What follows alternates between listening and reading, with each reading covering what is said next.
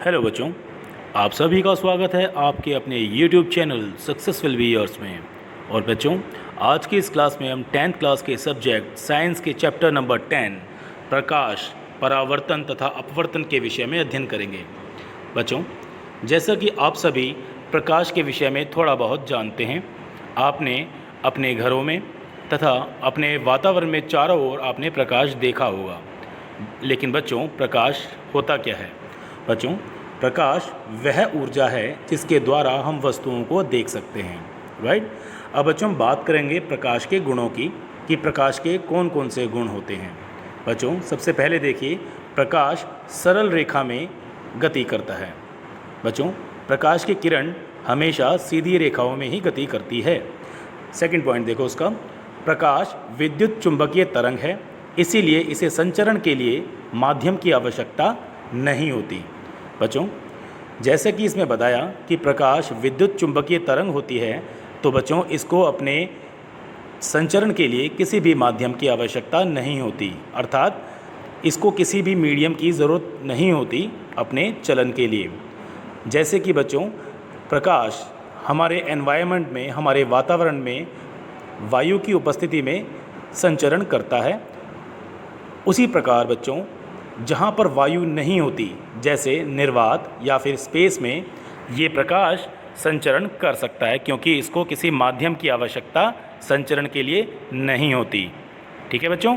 और प्रकाश की गति सबसे अधिक निर्वात में ही पाई जाती है। जो प्रकाश की चाल निर्वात में होती है, वैक्यूम में, वो होती है 3 गुणा में 10⁸ मीटर प्रति सेकेंड। क्योंकि बच्चों निर्वात में वायु नहीं होती, तो प्रकाश का अवरोध करने के लिए वहाँ पर वायु की उपस्थिति नहीं है, और प्रकाश के अवरोध जो वायु करती है, उसी की वजह से प्रकाश की चाल वायु में थोड़ी कम होती है। अगर हम कंपेयर करें निर्वात में, तो निर्वात में चाल सबसे अधिक होती है प्रकाश की, जो मैंने अभी आपको बताई, 3 गुणा में 10⁸ मीटर प्रति सेकेंड। सबसे अधिक जो चाल होती है प्रकाश की, वो निर्वात में ही पाई जाती है, क्योंकि यहाँ पर वायु नहीं होती जो कि प्रकाश की गति का अवरोध करे, राइट। अगला देखो बच्चों, प्रकाश अपारदर्शी वस्तुओं की तीक्ष्ण छाया बनाता है, अर्थात जब प्रकाश किसी वस्तु पर पड़ता है तो उस वस्तु की छाया बन जाती है।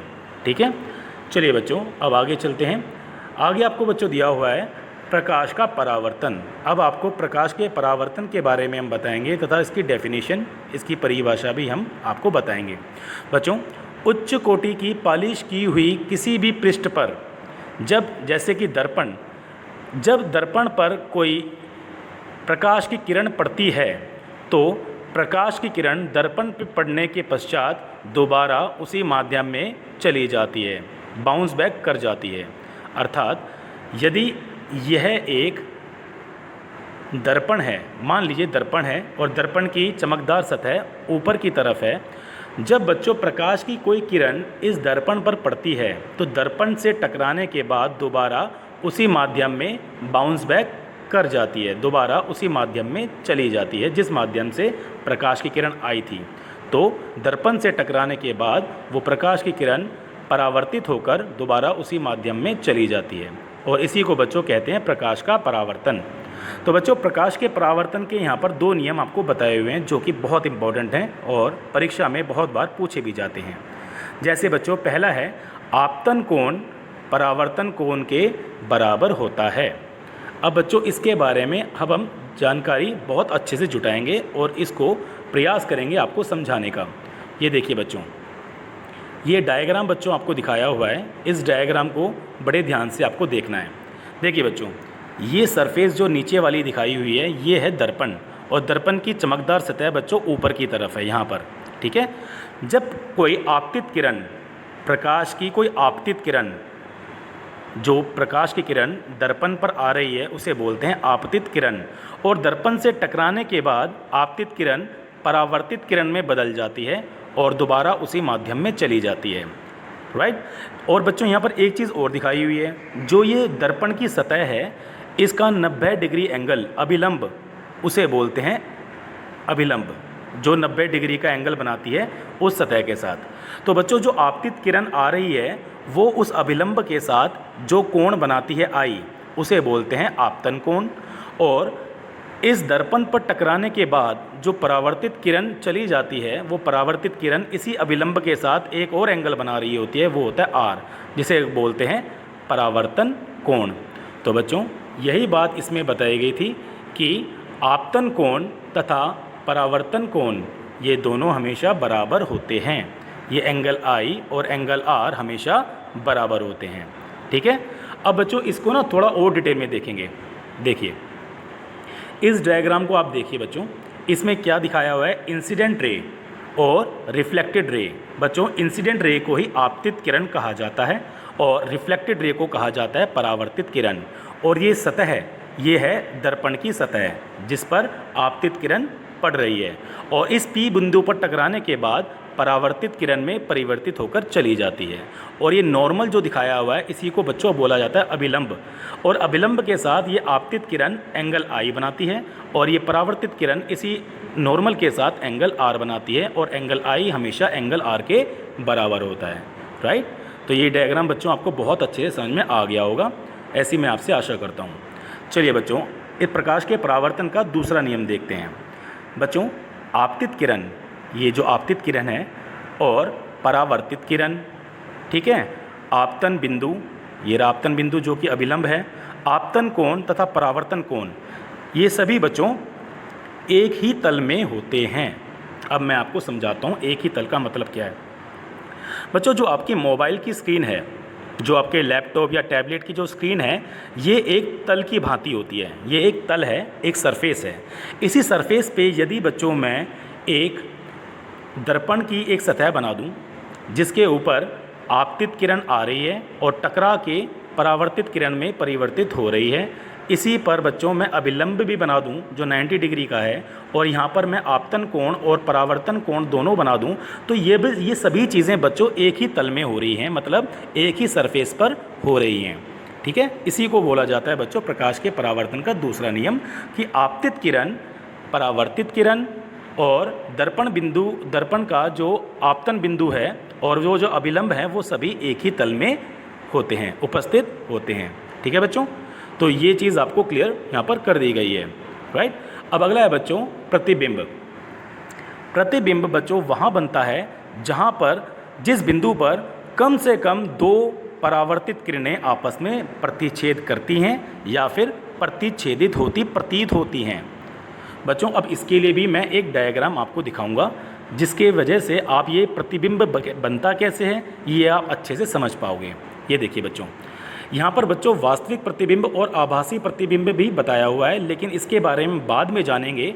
सबसे पहले हम जानेंगे कि कोई इमेज, कोई प्रतिबिंब कैसे बनता है।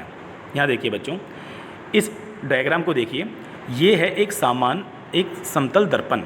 ठीक है, इस दर्पण से कुछ दूरी पर ए बी नाम का एक वस्तु रखी हुई है और ए पॉइंट से प्रकाश की कोई किरण कुछ इस तरह जा रही है जो कि समतल दर्पण के बिल्कुल अभिलंब की तरह है।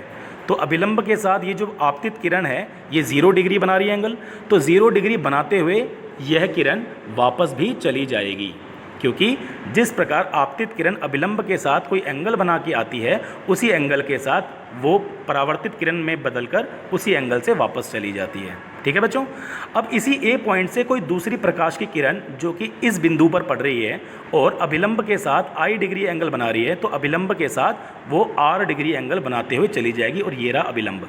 ठीक है, तो ये आई और एंगल आर दोनों इक्वल हैं। तो बच्चों ये है परावर्तित किरण दूसरी वाली और ये है परावर्तित किरण पहले वाली। तो ये दोनों किरणें क्या कभी आपस में मिल पाएंगी? नहीं मिल पाएंगी। तो बच्चों इसमें क्या देखने को मिल रहा है अब हमें, अगर ये परावर्तित किरण पीछे की तरफ परावर्तित तो हो गई, अगर ये पीछे परावर्तित ना होती और आगे की तरफ यदि इसको मिलाया जाता तो हम ये मान के चलते कि इस बिंदु पर, इस ए डैश बिंदु पर ये दोनों किरणें आकर आपस में मिलती। तो बच्चों जो प्रतिबिंब अब हमें प्राप्त होगा समतल दर्पण के द्वारा वो ए डैश बी डैश प्रतिबिंब प्राप्त होगा, जो कि बराबर लेंथ का होगा, बराबर ऊंचाई का होगा, जो कि वस्तु की ऊंचाई थी। ठीक है, तो वस्तु की बराबर ऊंचाई उस प्रतिबिंब की ऊंचाई दोनों की बराबर होगी। और ऐसे में बच्चों आपने एक चीज़ देखी कि ये परावर्तित किरण आपस में नहीं मिली, लेकिन हम मान के चले कि यदि ये मिल जाती पीछे पॉइंट पर प्रतिच्छेदित होती प्रतीत हो रही हैं जहाँ पर, तो यहाँ पर वो प्रतिबिंब हमें प्राप्त होता। तो अर्थात जो प्रतिबिंब हमें समतल दर्पण में प्राप्त हुआ है वो उतनी ही दूरी पर था जितनी दूरी पर वस्तु थी उस दर्पण से, और उतनी ही ऊंचाई का वो प्रतिबिंब था जितनी ऊंचाई की वो वस्तु थी।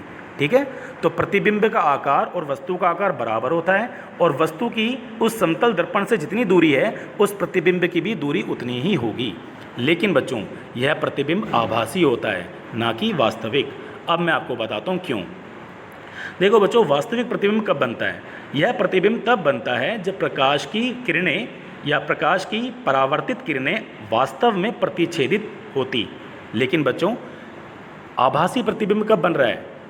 ये आभासी प्रतिबिंब तब बन रहा है जब प्रकाश की ये परावर्तित किरणें प्रतिच्छेदित होती प्रतीत हो रही हैं, अर्थात आपस में प्रतिच्छेदन नहीं कर रही, एक दूसरे को नहीं काट रही, लेकिन पीछे बढ़ाए जाने पर ऐसा प्रतीत होता है कि वो इस पॉइंट पर आपस में काटती है ना। तो इसलिए ये किरणें प्रतिच्छेदित होती प्रतीत हो रही हैं, और जो इमेज मिलती है, जो प्रतिबिंब हमें मिलता है वो आभासी होता है। तो समतल दर्पण के द्वारा जो हमें इमेज, जो हमें प्रतिबिंब प्राप्त हुआ वो बच्चों आभासी प्रतिबिंब है। ठीक है, अब अगला देखो पॉइंट बच्चों, इसमें अगला पॉइंट क्या दिया हुआ है? वास्तविक प्रतिबिंब को हम पर्दे पर प्राप्त कर सकते हैं, लेकिन आभासी प्रतिबिंब को पर्दे पर प्राप्त नहीं कर सकते, क्योंकि बच्चों वास्तविक में तो ये किरणें आपस में कभी टकराएंगी नहीं, जो परावर्तित किरणें हैं। इसको हम पर्दे के जस्ट पीछे इसको मान के प्रतीत होता है कि यही इस पॉइंट पर आके मिलेंगी। ठीक है, ऐसा माना जाता है, इसीलिए इस प्रकार के प्रतिबिंब को पर्दे पर प्राप्त नहीं किया जा सकता। और तीसरा पॉइंट देखिए बच्चों, जो वास्तविक प्रतिबिंब होता है वो हमेशा उल्टा बनता है। यदि वस्तु सीधी रखी हुई है, ऐसे रखी हुई है, तो जो प्रतिबिंब प्राप्त होगा हमें वास्तविक वाला वो उल्टा प्राप्त होगा हमेशा। ठीक है, लेकिन आभासी प्रतिबिंब की यदि हम बात करें तो आभासी प्रतिबिंब बिल्कुल सीधा बनता है। जिस प्रकार वस्तु सीधी है तो जो प्रतिबिंब हमें प्राप्त होगा वो भी सीधा होगा। जैसे यहाँ देख लीजिए बच्चों, AB नाम की वस्तु बिल्कुल सीधी रखी हुई है और उसका प्रतिबिंब A-B- जो हमें मिल रहा है वो भी बिल्कुल सीधा है। ठीक है, तो ये सारे पॉइंट्स बच्चों बहुत इंपॉर्टेंट हैं और आपको याद रखने बहुत ज़रूरी हैं। राइट, तो ये डायग्राम बच्चों आपको समझ में आ गया होगा। अब हम समतल दर्पण द्वारा प्राप्त प्रतिबिंब के बारे में, उनकी कैरेक्टरिस्टिक्स के बारे में हम जानेंगे। बच्चों ये जो प्रतिबिंब प्राप्त होते हैं समतल दर्पण के द्वारा, सबसे पहली बात आभासी होते हैं। जैसे मैंने अभी आपको बताया कि ये प्रतिबिंब जो प्राप्त हुआ वो नकली है, वो आभासी है और सीधा होता है। तो प्रतिबिंब हमेशा आभासी, नकली और सीधा होगा। दूसरा, प्रतिबिंब का आकार वस्तु के आकार के बराबर होगा। ये देखो बच्चों, दोनों का आकार बराबर है, इन दोनों प्रतिबिंब और वस्तु का। तीसरा पॉइंट देखो बच्चों, प्रतिबिंब दर्पण के उतने ही पीछे बनता है जितनी वस्तु दर्पण से दूरी होती है। मतलब जो वस्तु दर्पण से जितनी दूरी पर होती है, प्रतिबिंब भी उसका पीछे की तरफ उतनी ही दूरी पर बनेगा। ठीक है, और प्रतिबिंब पार्श्व परिवर्तित होता है। अब इसका मतलब भी मैं आपको समझाऊंगा कि पार्श्व परिवर्तित का मतलब क्या होता है। बच्चों पार्श्व परिवर्तन मतलब इसमें वस्तु का दायां भाग बायां प्रतीत होता है और बायां भाग दायां। अब बच्चों इसको हम समझेंगे इन डायग्राम से। ये देखिए, इसमें देखिए बच्चों, ये सामान्य दर्पण है, समतल दर्पण है, जो कि आम घरों में पाया जाता है। यदि आप दर्पण के सामने खड़े हो जाओ किसी दूरी पर, तो आपको अपना प्रतिबिंब आपको दर्पण के पीछे उतनी ही दूरी पर नज़र आएगा जितनी दूरी पर आप दर्पण से खड़े हो, और प्रतिबिंब भी उतनी ही दूरी पर पीछे की तरफ आपको नज़र आएगा। ठीक है, ये प्रतिबिंब बच्चों देखने में तो बिल्कुल रियल है, बिल्कुल सच्ची इमेज है, लेकिन साइंटिफिक भाषा में वैज्ञानिक रूप से ये जो प्रतिबिंब हमें प्राप्त हो रहा है, ये प्रतिबिंब ये आभासी है, नकली है। क्योंकि आपने जो डायग्राम देखा था उसके मुताबिक जितनी वस्तु की दूरी उस दर्पण से होती है, प्रतिबिंब की दूरी भी दर्पण से उतनी ही दूरी पीछे की तरफ बनती है, और जो प्रतिबिंब प्राप्त होता है वो आभासी और नकली होता है और बिल्कुल सीधा होता है। जिस प्रकार वस्तु सीधी है उसी प्रकार प्रतिबिंब भी हमें सीधा प्राप्त होता है।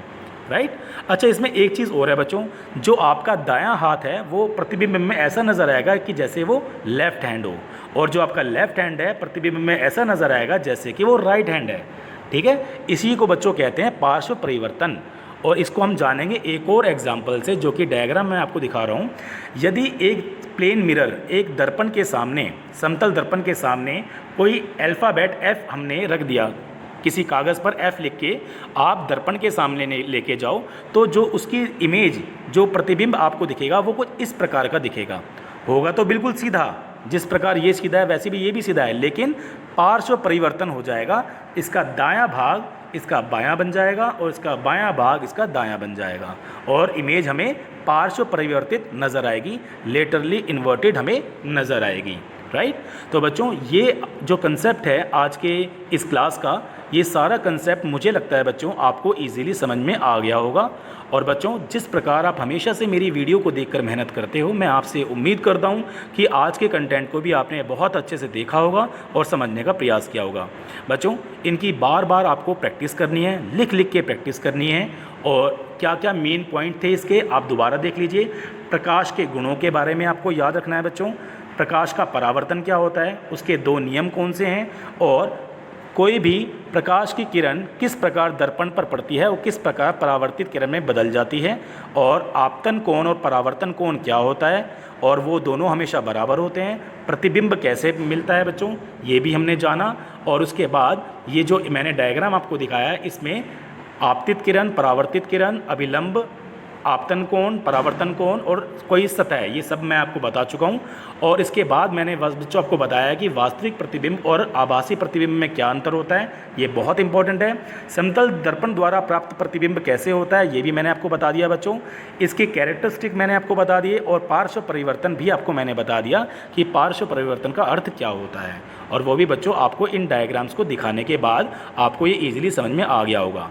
So thank you very much बच्चों जो आपने अपना कीमती और वैल्यूएबल वक्त दिया इस वीडियो को देखने में और इस कंटेंट को समझने में। So thank you very much बच्चों।